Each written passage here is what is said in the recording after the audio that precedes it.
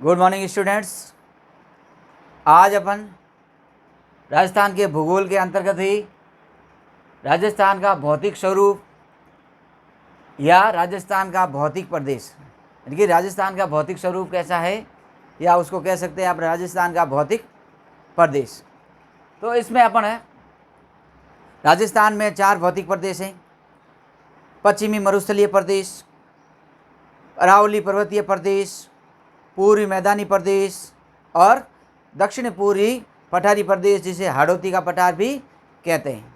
इसको अपन इन चारों का अपना तुलनात्मक टेबल के अनुसार तुलनात्मक अध्ययन करते हुए अपन पढ़ेंगे। इसकी उत्पत्ति कैसे हुई, इसका क्षेत्रफल कितना है, जनसंख्या कितनी निवास करती है और इनका तापमान कैसा है और वर्षा का मात्रा कितनी होती है, इसमें कौन कौन से ज़िले आते हैं।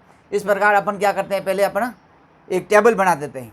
इस टेबल के अनुसार अपन समझेंगे तो ज़्यादा याद होंगे, जिससे कि अपने को परीक्षा के लिए उपयोगी होगा। तो अपन पहले बनाते हैं टेबल।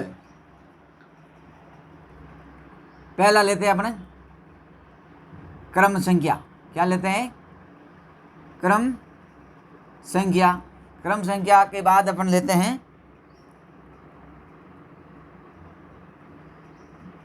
पश्चिमी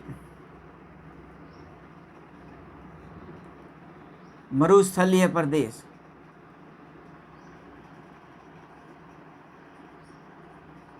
पश्चिमी मरुस्थलीय प्रदेश। दूसरा लेते हैं अरावली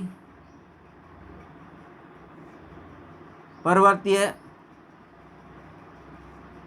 प्रदेश। तीसरा लेते हैं पूर्वी मैदानी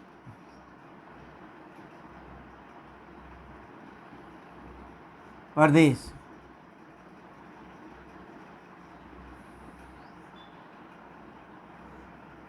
चौथा लेते हैं हाड़ौती का पठार। हाड़ौती का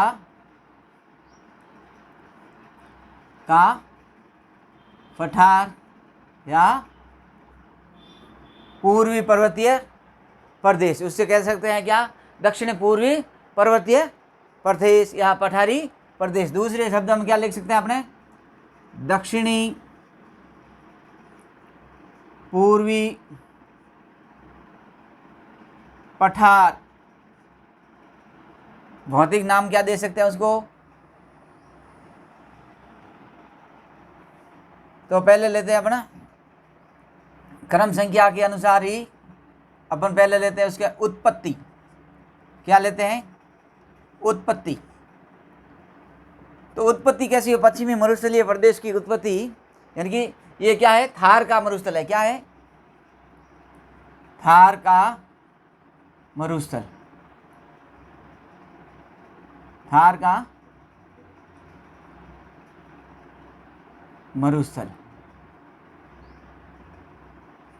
थार का मरुस्थल कहते हैं इसको। तो इसकी उत्पत्ति कैसी हुई, तो ये 33, यहाँ पर पहले क्या था, 33 सागर के अवशेष थे। उत्पत्ति कैसे हुई, 33 सागर के अवशेषों से। उसके बाद अरावली पर्वतीय प्रदेश की उत्पत्ति कैसे हुई, गोंडवाना लैंड से। गोंडवाना लैंड से हुई। यह विश्व की प्राचीन वलित पर्वतमाला है। वलित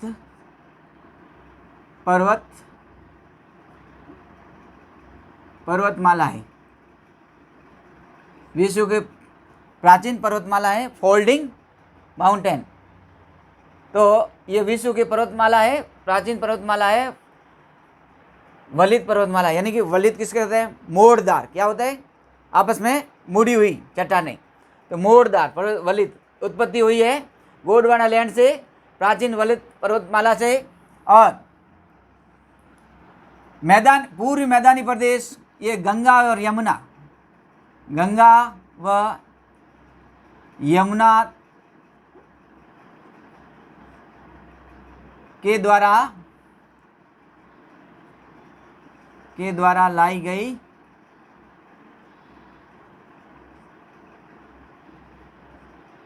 जलोढ़ मिट्टी से। किससे निर्माण हुआ इसका? जलोढ़ मिट्टी से। यहाँ मैदानी प्रदेश हो गया, यानी कि पूर्वी मैदानी प्रदेश का उद्गम यानी उत्पत्ति किससे हुई? गंगा और यमुना द्वारा, नदियों के द्वारा लाई गई मिट्टी, जलोढ़ मिट्टी से इसका निर्माण होता है। और हाड़ौती का पठार, यही गोंडवाना लैंड की, गोंडवाना लैंड से इसकी उत्पत्ति होती है। और ये ज्वालामुखी से, ज्वालामुखी उद्गार से इसकी उत्पत्ति मानी जाती है। ज्वालामुखी के उद्गार से, किससे? ज्वालामुखी के उद्गार, ज्वालामुखी के उद्गार से। तो अपने इनकी तुलनात्मक अध्ययन करते हैं तो उत्पत्ति होती है 33 सागर के अवशेषों से। अरावली पर्वत प्रदेश का गोंडवाना लैंड यानी प्राचीन वलित पर्वतमाला, पूर्वी मैदानी प्रदेश गंगा और यमुना नदियों के द्वारा लाई गई जलोढ़ मिट्टी के द्वारा, और हाड़ौती के पठार का दक्षिणी पूर्वी पठारी प्रदेश से। अब देखो इनका क्षेत्रफल, कितना क्षेत्रफल में ये फैली हुई है। तो राजस्थान का क्षेत्रफल पहले देख लेते हैं, 3,42,239 वर्ग किलोमीटर। कितना है भाई राजस्थान का क्षेत्रफल? 3,42,239 वर्ग किलोमीटर। इसमें अपने मारवाड़ी भाषा में क्या कह सकते? 34/39 साल, 34/39, 34/39 साल। तो इनका पश्चिमी मरुस्थलीय प्रदेश का क्षेत्रफल है 61%। राजस्थान के कितने भाग पर फैला हुआ है? 61% भाग पर फैला हुआ है। लगभग 2,09,000 वर्ग किलोमीटर पर इसका क्षेत्रफल है। तो प्रतिशत में पूछा जाए तो क्या होता है? 61%, और किलोमीटर में पूछा जाए तो 2,09,000 वर्ग किलोमीटर क्षेत्रफल में है। अब है अपना अरावली पर्वतीय प्रदेश। अरावली पर्वतीय प्रदेश है 9%। 9% भाग पर ये क्या है? फैला हुआ है। कितने प्रतिशत भाग पर?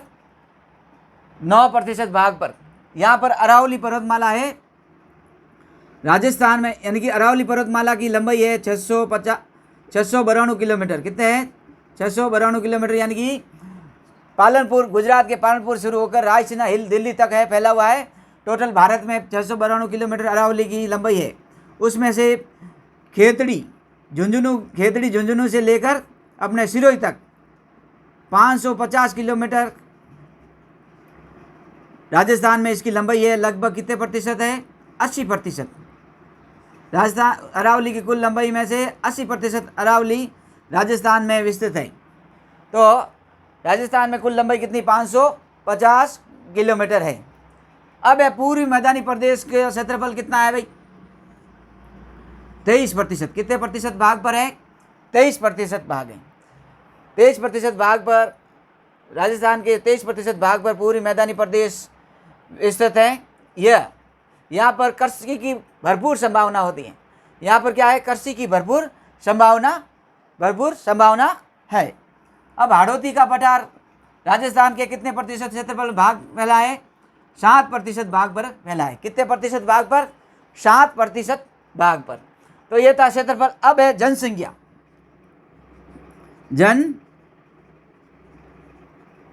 जनसंख्या। अब पश्चिमी मरुस्थलीय प्रदेश में जनसंख्या निवास करती है 40%। कितने प्रतिशत निवास करती है? 40% जनसंख्या निवास करती है। और अरावली पर्वतीय प्रदेश में कितने प्रतिशत निवास करती है? 10%। अरावली पर्वतीय प्रदेश में जनसंख्या कितनी निवास करती है? 10% जनसंख्या निवास करती है। पूर्वी मैदानी प्रदेश में कितने प्रतिशत जनसंख्या निवास करती है? 39%। कितने प्रतिशत भाग पर? 39%। और पीछे रह गई जनसंख्या कितनी प्रतिशत? 11%। 11% जनसंख्या हाड़ौती पठार में निवास करती है। तो ये था जनसंख्या। इनका तुलनात्मक अध्ययन करेंगे तो आसानी से अपने को इस सारणी का भौतिक प्रदेश के बारे में याद हो जाएगा। ये थी जनसंख्या। अब है वर्षा, इनका वार्षिक वर्षा का औसत कितना है? 20 सेंटीमीटर से 50 सेंटीमीटर तक। कितना था? यानी कि पश्चिमी मरुस्थलीय प्रदेश की वर्षा कितनी होती है वर्ष में? 20 सेंटीमीटर से लगाकर 50 सेंटीमीटर वर्षा होती है। अरावली पर्वतीय प्रदेश में 50 सेंटीमीटर से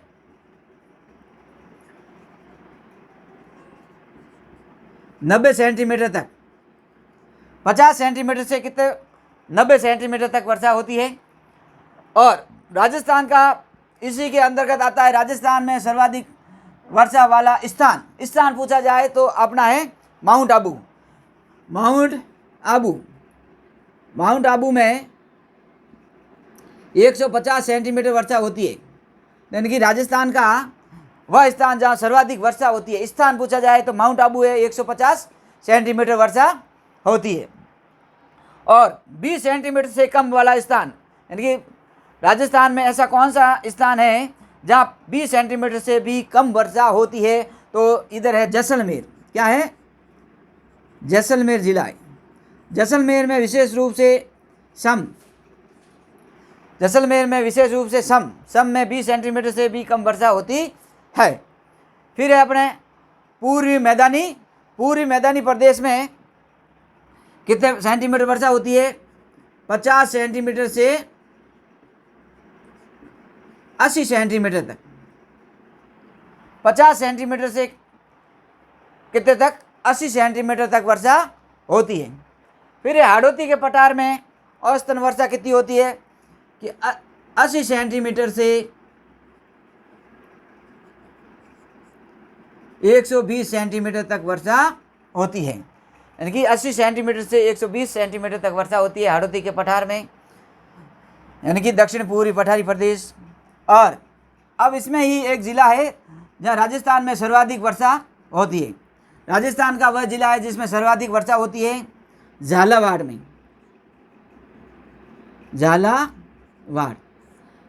राजस्थान का वह ज़िला है जहाँ सर्वाधिक वर्षा होती है, वो कौन सा ज़िला है? झालावाड़। याद रखना है, झालावाड़ 120 सेंटीमीटर वर्षा होती है। झालावाड़ में कितनी होती है? 120 सेंटीमीटर वर्षा होती है। राजस्थान का वह ज़िला जिसमें सर्वाधिक वर्षा होती है। तो ये अपने उत्पत्ति के आधार पर, क्षेत्रफल के आधार पर, जनसंख्या के आधार पर, वर्षा के आधार पर ये अपना भौतिक प्रदेश का तुलनात्मक अध्ययन किया। आप चाहो तो इसमें उतार सकते हो। मैं 2 मिनट का समय देता हूँ, जब तक आप उतार दो। फिर नेक्स्ट लेते हैं अपने तापमान, इस क्षेत्र की औसत ऊंचाई, जलवायु, मिट्टी और इसमें कौन कौन से जिले स्थित हैं। तो अपन पहले उतार दो ये।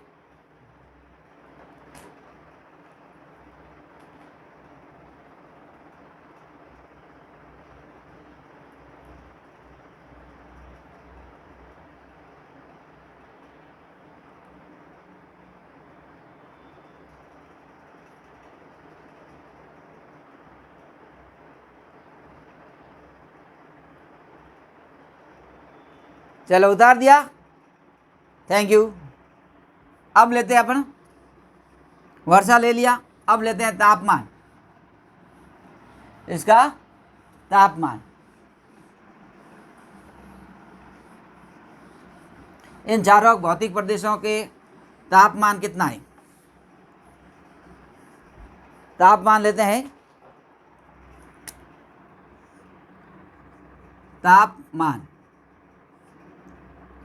तापमान पश्चिमी मरुस्थलीय प्रदेश में गर्मियों में तो हो जाता है, गर्मियों में तापमान 49 डिग्री सेंटीग्रेड हो जाता है। कितने हो जाता है? 49 डिग्री सेंटीग्रेड गर्मियों में हो जाता है। और सर्दियों में तापमान -3 डिग्री सेंटीग्रेड हो जाता है। -3 डिग्री सेंटीग्रेड तापमान हो जाता है। इसमें क्यों है? क्यों? रेत के टीले हैं, यहाँ के थार के मरुस्थल में रेत के टीले हैं, जल्दी तो गर्म होते हैं और जल्दी ही ठंडे हो जाते हैं। इसके कारण यहाँ पर तापांतर, वर्ष भर तापांतर अंतर है, बहुत बड़ा अंतर है। गर्मियों में 49 डिग्री सेंटीग्रेड तापमान हो जाता है और सर्दियों में कितना हो जाता है? 3 डिग्री सेंटीग्रेड तापमान हो जाता है। फिर है अरावली पर्वतीय प्रदेश। अरावली पर्वतीय प्रदेश का गर्मियों में तो हो जाता है, गर्मी में हो जाता है कितने 28 डिग्री सेंटीग्रेड से 34 डिग्री सेंटीग्रेड हो जाता है। 28 डिग्री सेंटीग्रेड से हो जाता है 34 डिग्री सेंटीग्रेड। और सर्दियों में क्या होता है,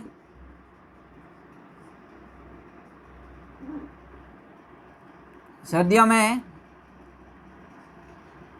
12 डिग्री सेंटीग्रेड से 17 डिग्री सेंटीग्रेड तापमान हो जाता है। कितने हो जाता है, 12 डिग्री सेंटीग्रेड से 17 डिग्री सेंटीग्रेड या 18 डिग्री सेंटीग्रेड तापमान हो जाता है। फिर है पूर्वी मैदानी प्रदेश में गर्मी में क्या हो जाता है, गर्मी में 32 डिग्री सेंटीग्रेड से 35 डिग्री सेंटीग्रेड के मध्य यह तापमान रहता है। और सर्दियों में यह तापमान 15 डिग्री सेंटीग्रेड से 18 डिग्री सेंटीग्रेड तापमान रहता है। हमेशा ये मैदानी क्षेत्र का तापमान रहता है। फिर अपने हाड़ौती का पठार है। हाड़ौती का पठार में 30 डिग्री से 34 डिग्री, यानी कि गर्मी में कितना हो जाता है 30 डिग्री से 34 डिग्री सेंटीग्रेड। 30 डिग्री से कितना हो जाता है 34 डिग्री सेंटीग्रेड हो जाता है। और सर्दी में कितना होता है 12 डिग्री सेंटीग्रेड से 18 डिग्री सेंटीग्रेड तापमान हो जाता है। तो ये था तापांतर, यानी तापमान का भौतिक प्रदेशों में अंतर। अब अपन लेते हैं जलवायु, इसकी जलवायु।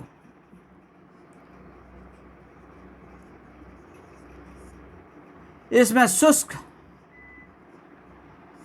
कौन सी जलवायु है, शुष्क व अत्यधिक विषम, शुष्क व अत्यधिक विषम होता है, विषम जलवायु।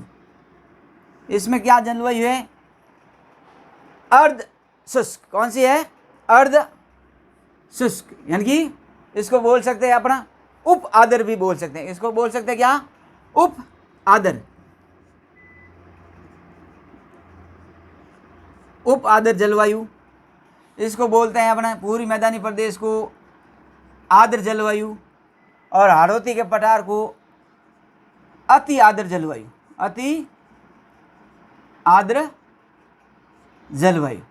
तो जलवायु में शुष्क व अत्यधिक विषम जलवायु यानी शुष्क जलवायु, उसके बाद अरावली पर्वत का प्रदेश का उप आर्द्र जलवायु और पूर्वी मैदानी प्रदेश का आर्द्र जलवायु और हाड़ौती पठार का अति आर्द्र जलवायु। तो ये जलवायु के बारे में था। अपन अब लेते हैं मिट्टियाँ। किस किस क्षेत्र में कौन सी मिट्टी पाई जाती है। मिट्टी में लेते हैं अपना, पहले लेते हैं पश्चिमी मरुस्थलीय प्रदेश, रेतीली बलुई मिट्टी, रेतीली बलुई मिट्टी, रेतीली बलुई मिट्टी। अरावली प्रदेश में लाल, भूरी व कंकरीली,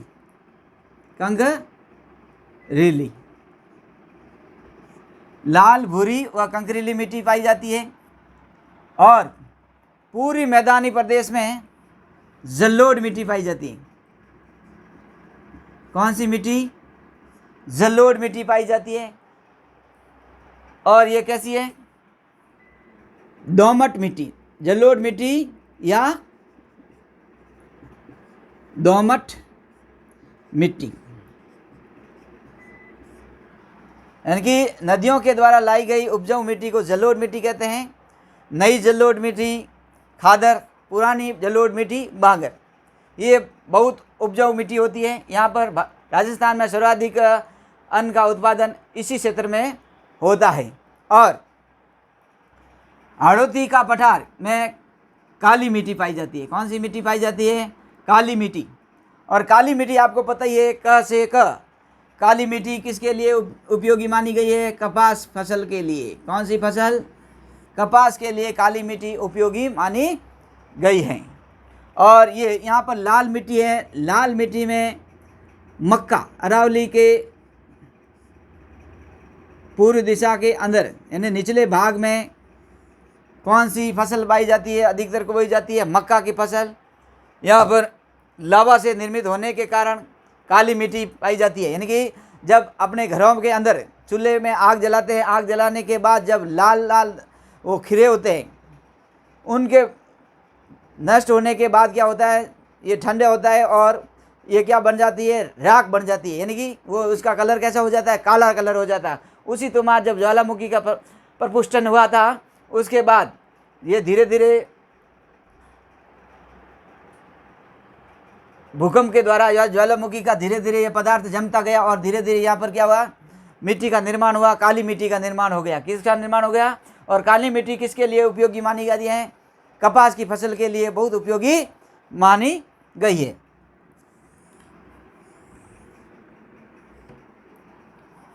और रेतीली बलुई मिट्टी, ये रेतीली बलुई मिट्टी, इसमें बाजरा की फसल अच्छी होती है। बाजरा है, मोठ है, इसके लिए ये बलुई रेतीली बलुई मिट्टी पाई जाती है। अब है औसत ऊंचाई। औसत ऊंचाई, औसत ऊंचाई में अपना पश्चिमी मरुस्थलीय प्रदेश की औसत ऊंचाई है 300 मीटर। कितनी है? 300 मीटर। अरावली पर्वतीय प्रदेश में 930 मीटर। कितनी है? 930 मीटर। 280 से 550 मीटर इनकी औसत ऊंचाई है। और हाड़ौती के पठार की कितनी है? 500 मीटर औसत ऊंचाई मानी गई है।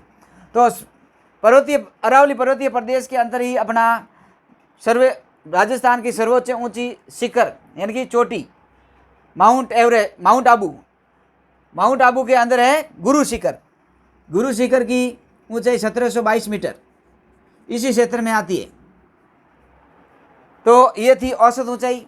औसत ऊंचाई के बाद अपन पढ़ते हैं अब चट्टानें। कौन कौन सी चट्टानें किस किस प्रदेश में पाई जाती है? चट्टानों का अध्ययन करते हैं। चट्टानों में पश्चिमी मरुस्थलीय प्रदेश में कौन सी चट्टान पाई जाती? अवसादी चट्टान। अवसादी चट्टानें। अवसादी चट्टानों में हमेशा पेट्रोलियम पदार्थ मिलता है, यानी कि यहाँ इसीलिए पश्चिमी मरुस्थलीय प्रदेश में अवसादी चट्टान होने के कारण यहाँ पर किसके भंडार माने जाते हैं?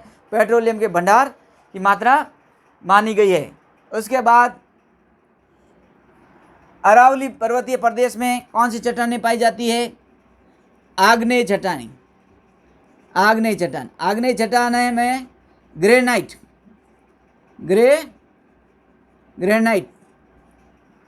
चट्टानें।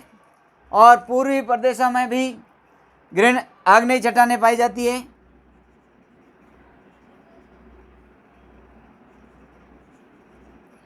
आग्नेय चट्टानें में बेसाल्ट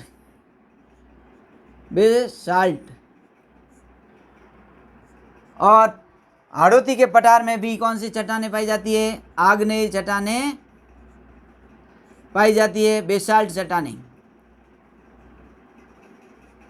देखो, आग्नेय चट्टानें वे चट्टानें होती है जिसके दो रूप होते हैं। आंतरिक चट्टान आग्नेय की आग्नेय वो चट्टान है आग्नेय चट्टान जिसमें आंतरिक भाग को ग्रेनाइट चट्टान कहते हैं और बाहरी भाग आग्नेय चट्टान का ऊपर वाला भाग बाहरी भाग को बेसाल्ट की चट्टानें कहते हैं। तो ये आग्नेय चट्टान दो प्रकार की होती है, ग्रेनाइट चट्टानें और बेसाल्ट चट्टानें। इस प्रकार अपन तापमान, जलवायु, मिट्टी, औसत ऊंचाई व चट्टानों के बारे में अपन तुलनात्मक अध्ययन किया। और इसके बाद अपने है पश्चिमी मरुस्थलीय प्रदेश में थार के मैदान में मरुस्थल में कितने ज़िले आते हैं?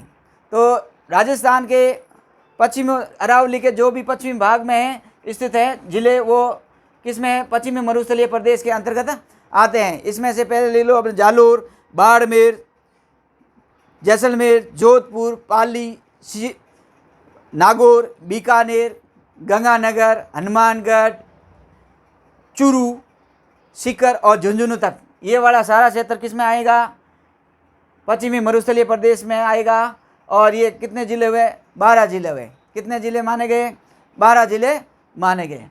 अरावली पर्वतीय प्रदेश में मुख्यतः 7 जिले आते हैं, जयपुर, दौसा, अलवर, और उसके बाद उदयपुर, सिरोही और राजसमंद वाला। परंतु इसके अलावा भी कुछ भाग है, डूंगरपुर का है, झुंझुनू का है, सीकर का है, ये भी भाग है, परंतु मुख्यतः 7 जिले माने गए हैं। पूर्वी मैदानी प्रदेश में 10 जिले माने गए हैं, यानी कि जयपुर, दौसा, सवाई माधोपुर, टोंक, करौली, धौलपुर, हैं, अलवर, भरतपुर, अजमेर और कुछ भाग बांसवाड़ा का भी इसके क्षेत्र आता है, कुछ भीलवाड़ा का भी आता है, चित्तौड़गढ़ का भी आता है, प्रतापगढ़ का भी आता है। और हाड़ौती पठार में यानी दक्षिण पूर्वी पठारी प्रदेश में जिले आते हैं कोटा संभाग के, कोटा, बारा, बूंदी और झालावाड़ का। तो इस प्रकार अपन तुलनात्मक अध्ययन किया किसका? राजस्थान का भौतिक स्वरूप या भौतिक प्रदेशों का। इस तुलनात्मक अध्ययन को बच्चे आराम से इसका तुलनात्मक अध्ययन करते जाएंगे तो आपने को ऑटोमेटिक ही याद हो जाएगा, हैं? तो अपन पश्चिमी मरुस्थलीय प्रदेश, अरावली पर्वतीय प्रदेश, पूर्वी मैदानी प्रदेश और हाड़ौती का पठार या दक्षिण पूर्वी पर्वतीय प्रदेश के बारे में पढ़ा। उसमें तुलनात्मक अध्ययन किया और इस तुलनात्मक अध्ययन में से खूब सारे प्रश्न कई बार पूछे जा चुके हैं। तो अपन इसके बाद इनका विस्तृत रूप लेंगे। पश्चिमी मरुस्थलीय प्रदेश में कौन कौन सी विशेषता है, इसमें कौन कौन से शब्दावली है जिससे कि परीक्षा में आने के लिए उपयोगी मानी गई है। ऐसे ही अरावली पर्वतमाला की चोटियाँ वगैरह, उसमें सबसे ऊंची चोटी कौन सी है, ये कितने क्षेत्र में फैला है, यानी कि कौन कौन से क्षेत्र में इसकी ढलान किस तरफ है, ये वर्षा रेखा कैसे हो गई है, पूर्वी मैदानी प्रदेश में कौन कौन सी फसलें होती है, इनकी विशेषता क्या है, इसके बारे में, और हाड़ौती के पठार के बारे में ये थोड़ा विस्तृत रूप अगला जो भी टॉपिक लेंगे वो विस्तृत लेंगे। अब तो अपने तुलनात्मक अध्ययन किया जिससे कि उसका बेसिक तैयार हो जाए और बच्चों को आसानी से इसका तुलनात्मक अध्ययन करते हुए याद रखने में उचित हो जाए, उपयोगी साबित हुए।